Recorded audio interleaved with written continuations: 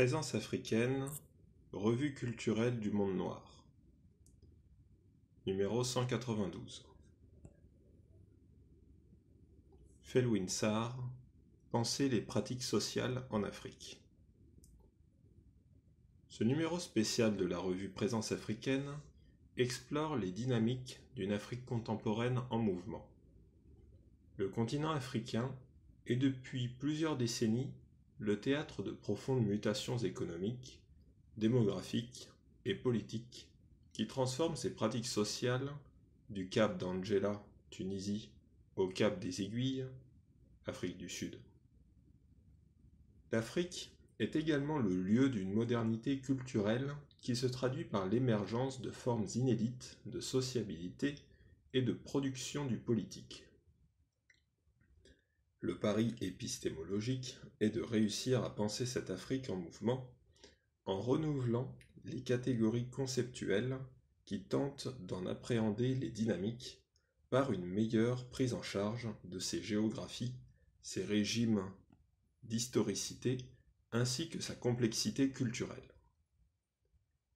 Le regard de philosophes, d'anthropologues, d'économistes, d'historiens, de sociologues, de politistes, d'artistes, d'universitaires, de disciplines, d'horizons et de générations différentes a été mis à contribution dans ce numéro de la revue Présence africaine pour décrypter les dynamiques en cours sur le continent africain. Démêler la complexité culturelle des sociétés africaines, repérer l'émergence d'une nouveauté radicale, penser le contenu des projets de société, analyser le rôle de la culture dans ces mutations. L'objectif est de contribuer à l'articulation d'une pensée qui, en structurant le politique, l'économique, le social, le symbolique, la créativité artistique, saisit l'encours et l'émergent, mais également identifie les lieux d'où s'énoncent les nouvelles pratiques sociales, de nouveaux discours, où s'élabore cette pensée de l'Afrique qui vient. Abdourahmane Seck analyse le discours développementiste tel qu'il s'est déployé dans le Sénégal contemporain et l'échec des promesses dont il était porteur. Il décrypte la manière dont ce discours a été constitutif de la structure d'intelligibilité de la qualité du présent.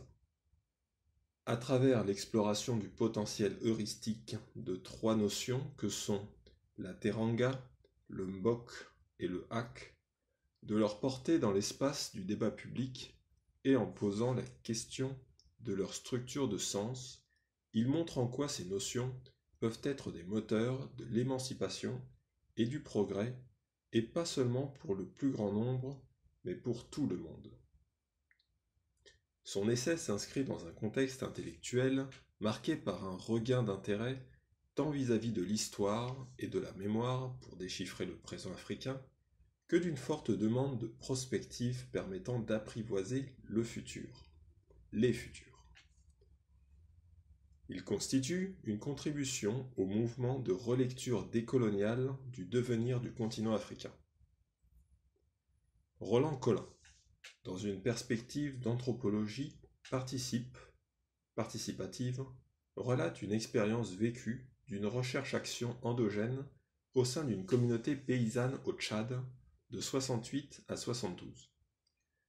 Il montre qu'au sein d'une expérience d'autogestion du changement, la production de réponses de tout ordre aux besoins que des personnes et des groupes éprouvent, identifient, expriment dans leur vécu, se fait au sein des liens sociaux articulés par une socioculture.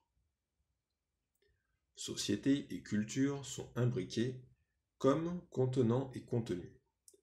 Chaque ensemble humain peut donc, à cet égard, être décrit comme porteur d'un modèle socioculturel endogène où prennent place des dynamiques propres, porteuses de sens et répondant à des logiques identifiables. Toujours au cœur de l'interrogation autour de la notion de développement, Martial Zebelinga dans une perspective plus économique, met en relief l'importance des valeurs, des croyances, des visions du monde, bref, de la culture, dans l'exploitation des dynamiques sociétales et économiques africaines et en tire les conséquences épistémologiques.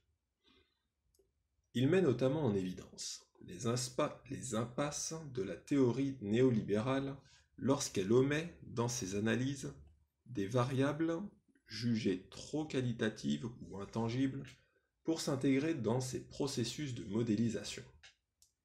Toute pratique sociale, s'enchâssant dans le culturel, il devient chimérique de tenter de saisir les dynamiques économiques et sociales en omettant cette dimension.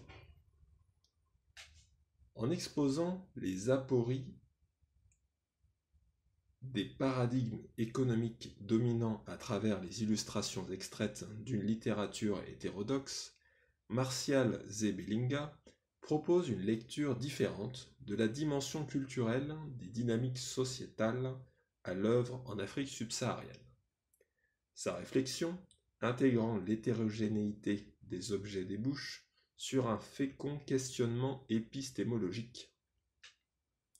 Nadia Yala Kisukili interroge la manière dont la réflexion sur la décolonisation épistémique a traversé l'espace intellectuel africain à partir des années 50 autour d'une discipline, la philosophie.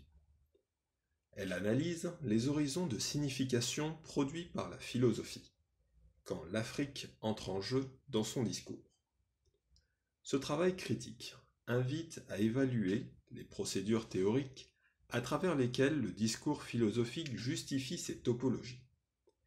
L'enjeu de la métacritique de la raison est d'interroger les impensés de la philosophie, les présupposés de ses cartographies et de ses traçages de frontières.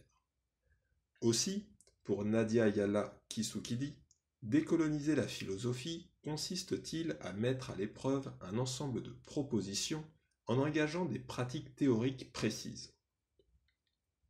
Celle-ci consiste à déjouer le caractère importé de la philosophie par un travail de traduction et de passage des concepts d'une langue à une autre, et à démonter l'assimilation d'une pratique théorique censée manifester l'excellence de l'humanité à une terre, l'Occident, et à un corps, le corps blanc. Son entreprise d'éclatement des géographies, réelles ou fantasmées de la philosophie, en opérant une redistribution de ses sujets, de ses lieux ou de ses objets, fait surgir les sujets anciennement subalternisés dans un espace discursif qui leur signifiait leur étrangeté ou leur facticité. Il s'agit pour elle de détraquer un modèle théologique de pensée de l'origine adossé au récit du miracle grec, en rappelant l'histoire des circulations, de métissage ou d'autres lieux de la vie de l'esprit, l'Égypte, mais également de distordre les pratiques de la philosophie en rejouant ses multiples définitions, sagesse, mode de vie, activité critique et théorétique, et son faire oral ou écrit pour l'ouvrir à de nouveaux objets théoriques. Badon-Doy examine le paradigme républicain qui a encadré la construction des États africains francophones au lendemain des indépendances et la place mineure qu'il accorde aux cultures nationales. Celles-ci y apparaissent comme le mal qu'il faut exorciser, c'est-à-dire précisément ce contre quoi doit se concevoir une citoyenneté bien comprise. Cette conception de la citoyenneté, dans la plupart des pays d'Afrique subsaharienne, a fait le lit des partis uniques, et par conséquent des régimes autocratiques sous le prétexte que la reconnaissance de la diversité exacerberait les divisions ethnico-tribales et hypothéquerait les efforts de construction nationale. Badon-Doy analyse les raisons qui ont fait que cette conception du politique et de l'État n'a jamais réussi à inculturer en Afrique une modernité politique en phase avec les aspirations des masses populaires.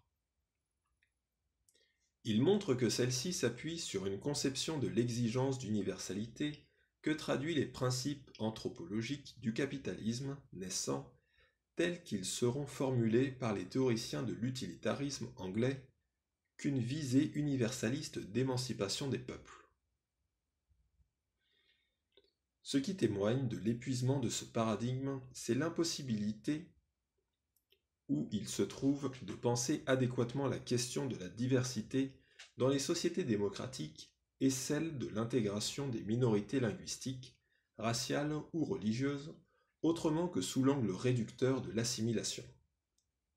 Cet échec n'autorise cependant pas à congédier les acquis de l'universalisme républicain au risque d'en enfermer les citoyens dans des ghettos ethnico-culturels.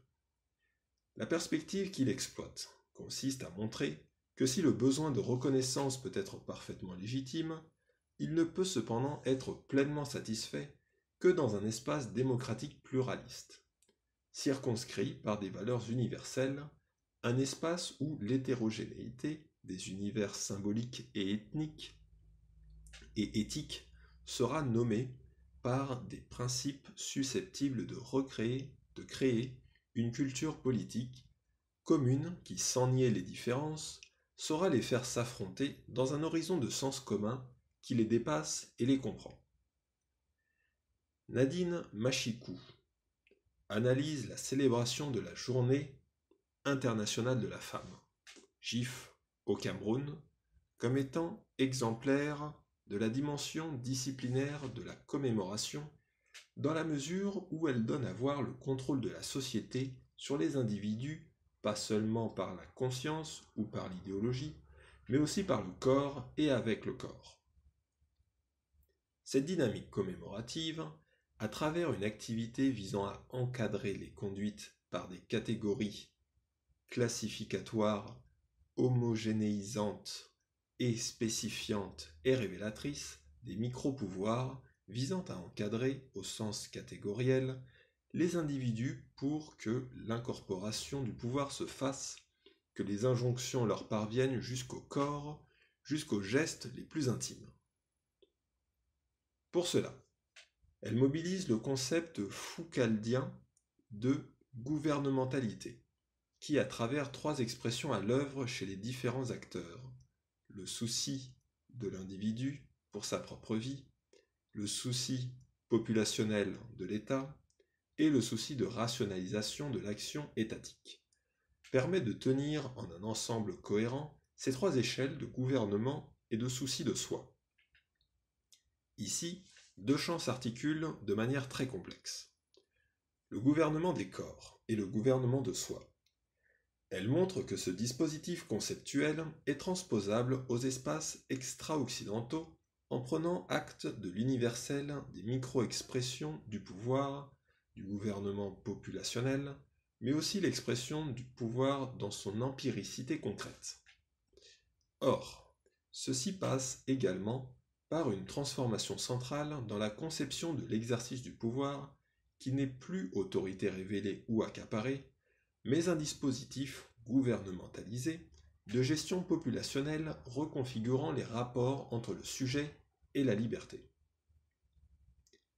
Elle montre cependant comment les femmes contournent ces dispositifs, y résistent, les subvertissent, pour rompre avec les énonciations normatives diverses des autorités politico-administratives. La contribution de Nadine Machikou rend compte de la complexité d'une situation stratégique particulière, faite d'intrications entre l'espace du pouvoir et celui de la résistance. Jean-Pierre Carregueil propose une réflexion autour de l'individu social en contexte africain et interroge la manière dont ce dernier articule le rapport du je au nous. Il réexamine l'ancienne question des rapports de l'individu à la communauté. Pour cela, il convoque la notion de bizoïté du philosophe congolais Chiamalenga Ntumba, qui a construit un nous qui ne dissout pas ses constituants, Sa philosophie de bisoïté, du lingala biso, nous, transcende le conventionnel dialogue je-tu en incluant le il, de l'ordre narratif. Le je, chez Chiamalenga Ntumba, est compris dans son acception occidentale et le nous renvoie à l'ordre africain. Jean-Pierre Carégueil interroge la manière dont le concept de bisoïté définit la place de l'individu et s'érige en projet de société. Chiamalenga Ntumba conçoit sa philosophie de la bisoïté comme une réponse aux limites de l'intersubjectivité.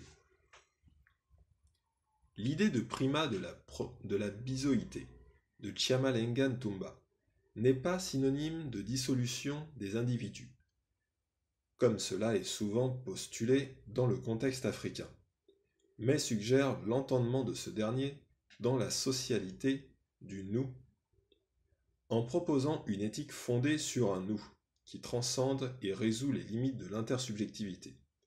La bisoïté se dévoile comme idée politique féconde, permettant de formuler les enjeux d'un État démocratique. Jean-Pierre Carégueil, en proposant une relecture critique de cette notion, en souligne la fécondité heuristique et permet de dépasser les apories d'un je et d'un nous, souvent postulés comme mutuellement exclusifs. Le numéro spécial se conclut sur une note sensible, une lettre à un ami, celle que le metteur en scène rwandais Dorcy Rugamba adresse à son ami et collègue aujourd'hui disparu, Younous Diallo. Dans cette ode à l'amitié, il lui demande du lieu d'observation du réel qu'est la scène, qu'avons-nous compris de ce monde qui grince de partout? La voie que propose l'artiste est la suivante. Deviner le chemin intérieur de chacun, écouter, apprendre, tout réapprendre, comme au commencement du monde. Battre les corps comme du grain sur la meule, parfois ça saigne, les blessures remontent à la surface, alors on arrête, on laisse couler. On s'embrasse et on repart au front, les poings serrés. Mais surtout, se maintenir éveillé, jour et nuit, pour tout saisir, tout questionner, attraper les fulgurances à la volée.